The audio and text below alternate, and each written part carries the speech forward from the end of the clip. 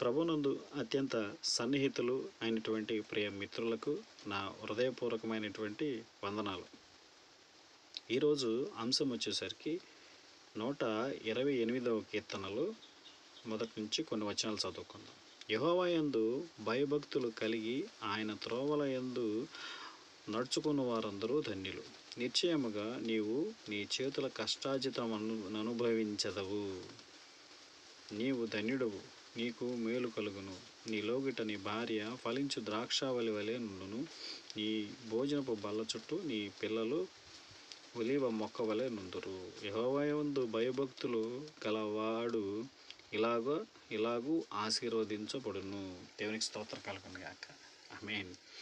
యెహోవా యందు భయభక్తులు కలిగి ఆయన త్రోవల యందు నడుచుకున్న వారందరూ ధన్యులు. భయభక్తులు కలిగి, భయము భక్తి రెండు కలిగి ఉండాలన్నమాట. యెహోవా యందు, దేవుని యందు నువ్వు నిజంగా భయభక్తులు కలిగి ఆయన త్రోవలను, అంటే ఆయన త్రోవలు అంటే ఏమో కాదు, దేవుడు మనకి నియమించినటువంటి నియమ నిబంధనలను అనుసరించుచు నీ జీవితకాలం అంతయు దేవుణ్ణి ధ్యానించుచు ఆయన వెంబడించుచు అనునిత్యము ఇహలోకపరమైనటువంటి అంశములకు లొంగకుండా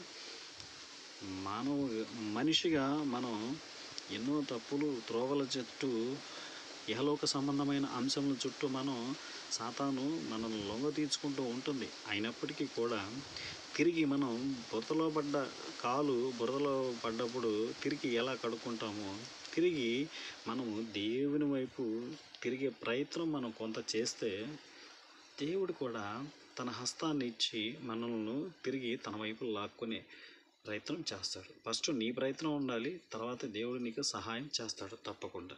అన్నిటికంటే ముందు ఆయన త్రోవల యందు నమ్మిక ఉంచి భయభక్తితో దేవుని ప్రతినిత్యము ధ్యానించుచు వేకువజామును మొదలుకొని రాత్రి పడక సమయం ముందు కూడా దేవుని ధ్యానించుచు అనునిత్యము దేవునికి దగ్గరగా ఎప్పుడైతే ఉంటావో ఆయన ఈ వాగ్దానాన్ని నీ జీవితంలో ప్రతినిత్యము నెరవేర్చునుగాక.